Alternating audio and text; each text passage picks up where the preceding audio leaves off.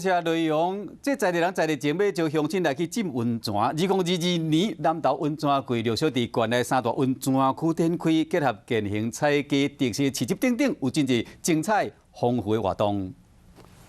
南投温泉季准备开始，县府结合相关单位做宣传，有洗温泉的活动，体验布农族文化，嘛有食好料的，来向全国游客推广特色旅游。互动之外呢，我们也邀请了在地4个乡镇到园区来做展售。南投县三大温泉区拢有伊的特色，东部温泉区有100多年的历史，3年前定整修，广线地下化，第二景地有真侪改变。 保利复兴温泉区结合清水公园、水球场设备，等泰国建设好势，会真好耍哦。那我们更希望呢，全国的游客来到南投泡好汤。闹洗温泉所在，有南投世界地美博览会巧克力豆咖啡节的主题活动，官府欢迎大家来南投佚佗行。